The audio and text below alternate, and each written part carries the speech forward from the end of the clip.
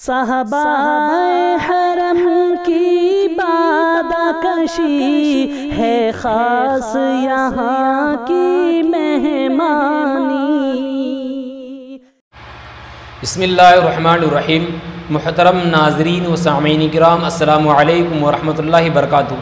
آج ہمارے سامنے بہت ہی پیاری اور عمدہ بات ہمارے سامنے یہ ہے کہ بعض لوگ طرح طرح کے اشکالات کرتے ہیں، تو انہی اشکالات اور انہی کے سوالات کا جواب میں آج دینے کے لیے آپ کے سامنے حاضر ہوا ہوں، تاکہ لوگوں کے ذہنوں سے، لوگوں کے اذہان سے وہ کدورتیں اور وہ اشکالات اور ان کے سوالات دور ہو جائے کہ بعض لوگ یہ کہتے ہیں کہ انگوٹھی پہننا چاہیے اور زیادہ مقدار میں پہننا چاہیے، اور بعض لوگ اشکال کرتے ہیں کہ جب چاندی کی انگوٹھی حضور صلی اللہ علیہ وسلم نے پہنا ہے، تو جب حضور صلی اللہ علیہ وسلم نے انگوٹھی پہننے کے باوجود ہم لوگ نہیں پہنتے ہیں تو یہ ہم حضور کے سنت پر عمل کرنے والے نہیں کہلائیں گے۔ اور بعض لوگ کہتے ہیں کہ جب حضور صلی اللہ علیہ وسلم نے انگوٹھی پہنا ہے تو پھر انگوٹھی پہننے کو علماء کرام منع کیوں کرتے ہیں، اس کی وجہ کیا ہے؟ تو آج اسی کے تعلق سے میں مکمل طور پر آپ کے سامنے وضاحت کروں گا تاکہ آپ کے سامنے مکمل طور پر بات آ جائے۔ پہلی بات یہ ہے کہ حضرات فقہاء کرام نے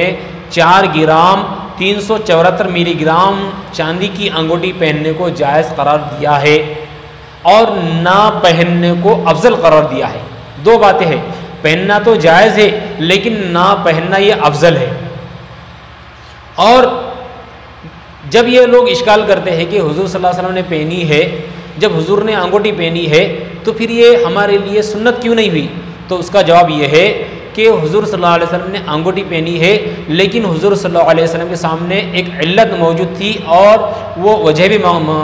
موجود تھی، تو وہ علت اور وجہ مفقود ہو چکی ہے، آج موجود نہیں ہے۔ اور وہ علت یہ تھی کہ جب حضور اکرم صلی اللہ علیہ وسلم کے سامنے یہ کہا گیا، جب آپ صلی اللہ علیہ وسلم نے خطوط روانہ کیے قیصر و کسریٰ اور نجاشی کے نام، تو اس وقت آپ کو کہا گیا تھا کہ یہ لوگ قیصر و کسریٰ اور نجاشی یہ لوگ بغیر مہر کے کوئی خطوط کو قبول نہیں کرتے ہیں اور کوئی خط منظور نہیں کرتے ہیں، اس لیے آپ کو چاہیے کہ اس پر مہر لگائے۔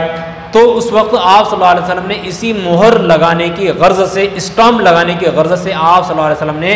ایک انگوٹھی بنائی تھی جس کا حلقہ چاندی کا تھا،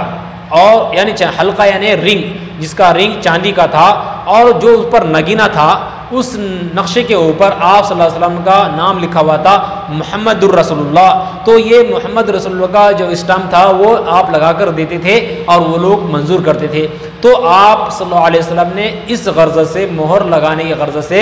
اس انگوٹھی کو بنایا تھا۔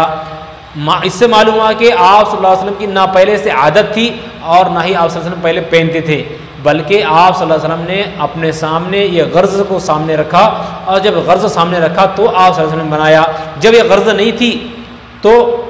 اس وقت انگوٹھی کی ضرورت پیش نہیں آئی، جب غرض سامنے آئی تو انگوٹھی بنانا پڑا۔ اور در مختار کی جو عبارت ہے کہ انگوٹھی پہننا جائز ہے اور نہ پہننا افضل ہے، تو یہ قرآن و حدیث سے ہٹ کر کوئی عبارت نہیں ہے۔ تو اس در مختار کی عبارت میں کوئی الگ فقہ قرآن و حدیث سے ہٹ کر بیان کی گئی نہیں ہے، بلکہ اس کے مسائل قرآن و حدیث سے ہی مستنبط ہوتے ہیں،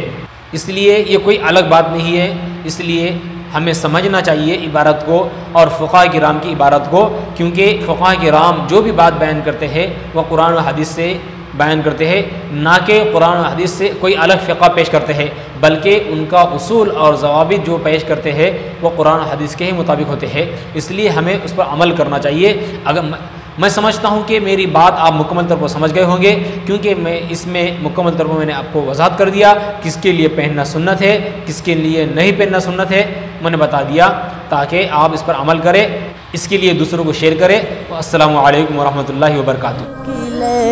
اس بزم میں ہے دیوبند کی لے، یہ بزم ہے بزم نورانی۔